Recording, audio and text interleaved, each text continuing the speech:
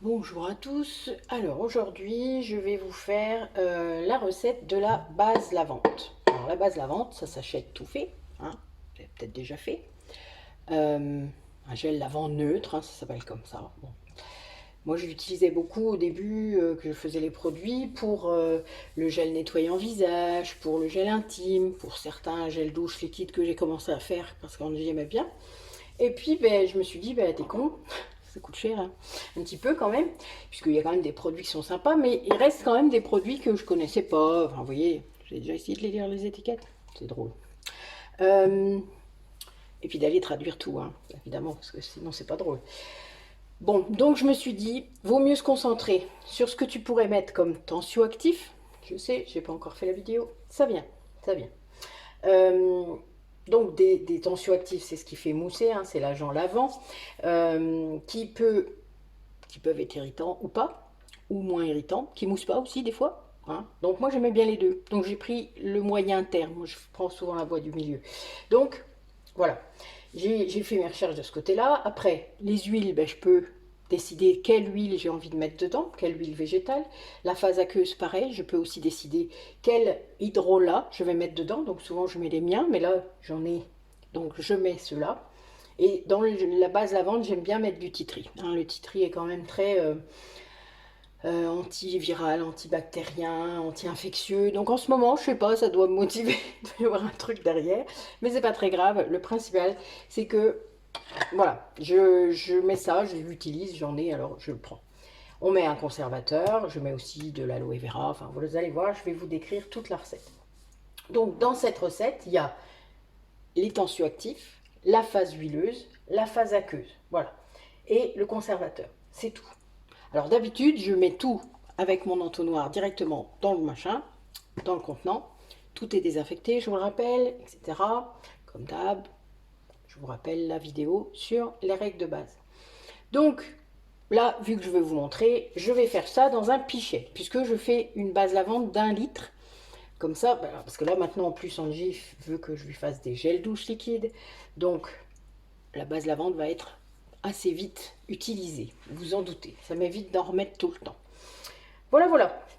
Donc, on commence. Donc, on va déjà utiliser un tensioactif qui s'appelle le décylglucoside. Je vous en ai déjà parlé. Donc, je vais en mettre 120 millilitres de celui-là. Rassurez-vous, j'ai un autre pot. On va même carrément défaire ça. A priori. Alors, j'aime ces contenants parce que ça, je les garde et je fais des shampoings avec ou des gels douche. Vous voyez, c'est vraiment super adapté. Voilà, avec un petit trou. C'est vraiment super.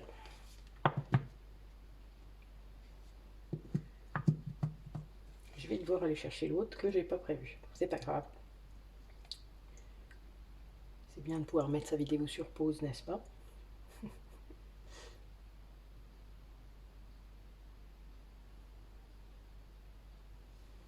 Alors, moi qui n'aime pas laisser perdre, je fais comme ça.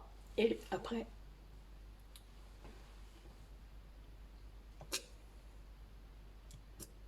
on y est presque.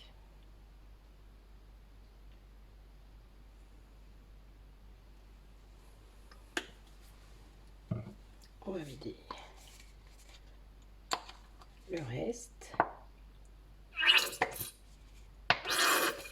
Voilà. Ok. Ensuite, je vais mettre...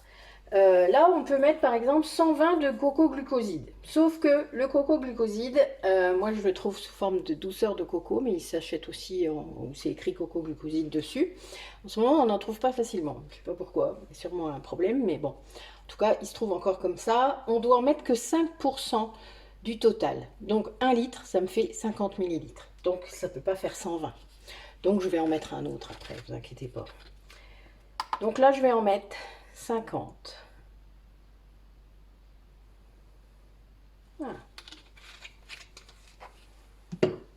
Et je vais rajouter ma base douceur, donc c'est un autre tensioactif, là qui est plus fait, qui ressemble plus au décylglucoside d'ailleurs, mais qui n'est pas fait à base de sucre celui-là. Je n'entre pas dans le détail, je vous renverrai à la vidéo que je ferai sur les tensioactifs. Alors, donc, comment? Je viens d'en mettre 50, donc il m'en faut encore 70.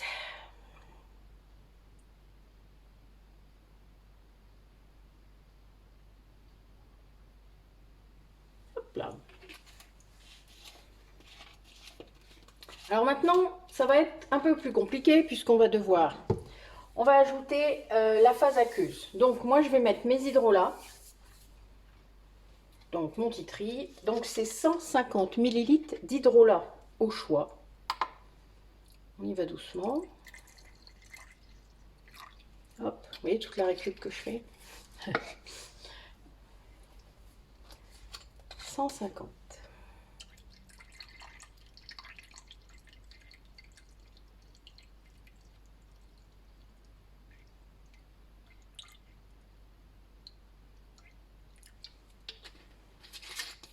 Voilà, donc je vais le mettre au frigo hein, pour continuer à le conserver le plus longtemps possible.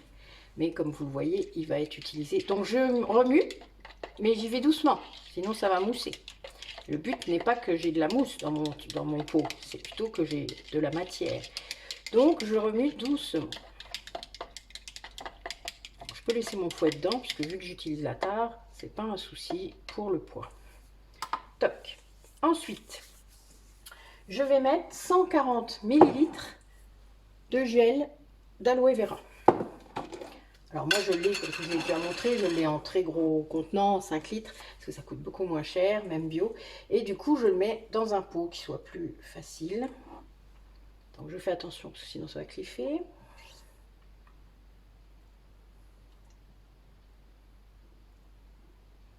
« 140 millilitres. Je rappelle, les millilitres et les grammes, c'est pareil.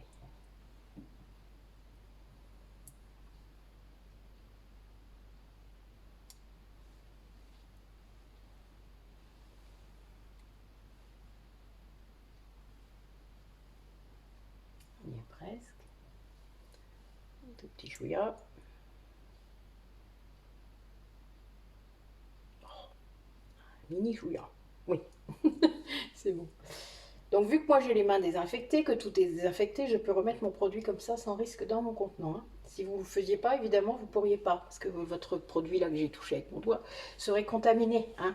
Donc on fait très attention à ces produits exactement pour ça. Ensuite, donc là j'ai mis ma phase aqueuse. Alors il me reste encore l'eau, parce que je peux mettre jusqu'à 400 ml d'eau minérale. Donc là c'est de l'eau minérale, hein. Je prends celle que j'ai. Ça je le ferai à la fin, quand j'aurai mis dans le contenant.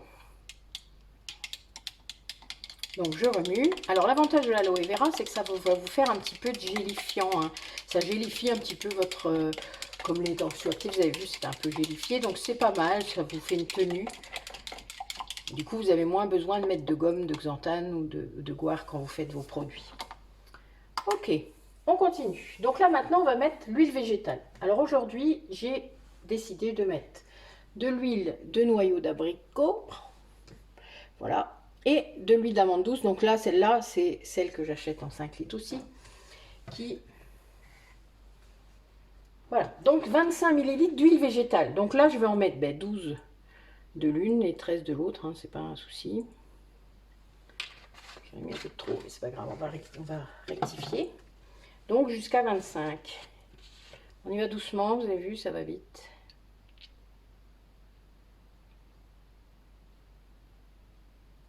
Voilà. 25 piles. Et ensuite, on va mettre de la glycérine végétale. Alors la glycérine végétale, l'avantage, comme je vous l'ai dit dans d'autres vidéos, si vous en avez regardé d'autres où il y en a, ça va faire, c'est un émollient, donc ce qui veut dire que ça garde l'eau, d'accord? Donc ça permettra à votre base d'être hydratante en plus. C'est-à-dire que ça conserve l'agent lavant. Vous vous doutez que ça retire le film lipidique de votre peau, hein, puisque ça va être un peu... même si c'est des tensioactifs doux, ça retire ce film lipidique, hein, puisque le but est de laver. Mais là, du coup, avec la glycérine et les huiles végétales qu'on vient de mettre, ça va garder la part d'eau, ça, et hydrater votre peau. D'accord? Voilà, donc 25 aussi.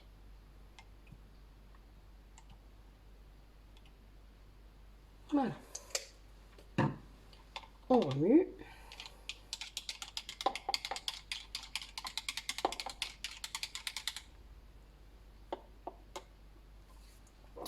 Et je vais mettre donc 10 millilitres.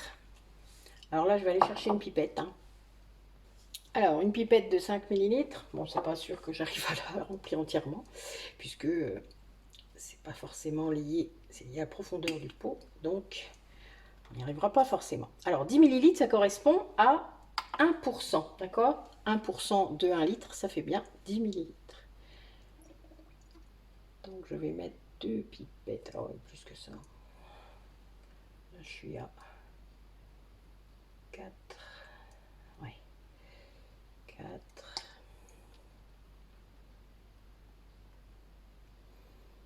8. Et 2. Voilà. Bon, vous voyez, des fois, il faut le faire en plusieurs fois. Bon, si je fais des ateliers bientôt, je vous apprendrai peut-être à utiliser une pipette pour ceux qui se demandent comment on fait. Il n'y a aucun souci. C'est pas très compliqué, mais si on n'a pas l'habitude, il faut le voir au moins une fois. Voilà. Et donc maintenant, je vais pouvoir mettre de l'eau, puisque là, je suis bien à 600. Donc, il manque bien 400 millilitres pour mettre dans notre contenant. Donc, je vais déjà en mettre un petit peu là. Hein. Mais je ne vais pas le remplir complètement, sinon ça va être un peu compliqué. Voilà. Comme ça, je pourrais rectifier et terminer. Bon, c'est un tout petit fouet, je ne suis pas sûre que ça aille. Voilà, c'est pas grave. De toute manière, moi, je mélange hein, après dans le contenant. On échange, on remet à 0. Comme ça, on remplit bien et on fait attention. Et on remplit pour faire 1 litre. Donc, vous voyez, c'est une couleur tout à fait neutre. Hein. Alors, ça ressemble bien à ce que vous achetez, hein, généralement. Puisque souvent, les bases lavantes sont comme ça ou transparentes. Tout dépend de ce qu'il y a dedans. Mais ça vaudrait le coup, peut-être si vous en achetez, d'aller regarder un petit peu vos étiquettes. Hein. Déjà, vous allez voir, l'eau, il y en a beaucoup. Là, vous avez vu sur ma recette, déjà rien que l'hydrolat. L'hydrolat, le gel d'aloe vera et l'eau, ça nous fait 600-700 millilitres d'eau, donc de phase aqueuse, sur 1 litre. Vous imaginez? Dans cette phase aqueuse, on met du gel aloe vera et de l'hydrolat. Donc on ramène une plus-value quand même, hein, de la douceur, des produits parfois un peu traitants, etc. Donc ça c'est bien. Mais là j'ai quand même 400 millilitres d'eau seulement. D'eau. Donc 400 millilitres sur 1 litre, vous imaginez? Ça fait 40%. Donc voilà, à vous de faire le calcul. Moi, j'ai pas forcément envie d'acheter de l'eau, surtout au prix qu'ils font. Alors, je fais attention, puisque là, du coup... Alors, quand on a un flacon pompe, on fait attention, on ne remplit pas jusqu'au bout, parce qu'après, vous allez avoir un phénomène qui peut être embêtant. Voilà pourquoi, d'ailleurs, c'est pas... Ils ne sont pas remplis jusqu'en haut, il y a une raison. Voilà. J'ai 1 litre largement. Je remets mon petit flacon pompe. Bon, je laisse passer un peu d'air quand même, parce que là, voilà. Et alors, je vais d'abord vider ce qu'il y a dedans puisque j'ai désinfecté. Voilà. Donc, c'est bien liquide. Je vais me savonner pour que vous voyez. Voilà, vous voyez? Ça savonne bien les mains. Donc, vous avez bien une base lavante qui est toute douce. Hein. Moi, j'aime bien parce que du coup, je vais avoir les mains douces. J'adore. Voilà, qui laisse la peau toute douce, vraiment. Vous n'avez pas la sensation, ça fait un peu comme mes savons pour ceux qui connaissent. C'est pas comme quand vous avez un savon du commerce où vous vous lavez les mains, même avec un pouce-mousse. Vous avez l'impression que votre peau, elle tire un peu après. Et ben là, c'est pas le cas. Voilà, donc vous avez vraiment le côté douceur des tensioactifs et des additifs qu'on a mis, hein, puisque l'hydrolat, la glycérine et les huiles végétales font que c'est parfait, quoi, en gros. Donc moi, avec ça, je vais pouvoir faire un gel nettoyant visage, un gel, voire deux. Hein. Je ne sais pas si vous vous rappelez les proportions, mais enfin, vous voyez mon litre, il va durer un certain temps. Généralement, j'en refais, allez, tous les 2 mois. Bon là, si je me mets à faire des gels douche et des shampoings liquides, bon, sans doute que je vais en faire plus, mais c'est pas grave. Au moins, je sais ce qu'il y a dedans. Et vu que c'est pour ma fille et moi, c'est nickel. Voilà, moi, ça me va très bien. Donc, bah écoutez, je vous dis à bientôt. Merci d'avoir regardé la vidéo. J'espère que ça vous a plu. N'hésitez pas à me dire dans les commentaires, hein. Et puis, à bientôt.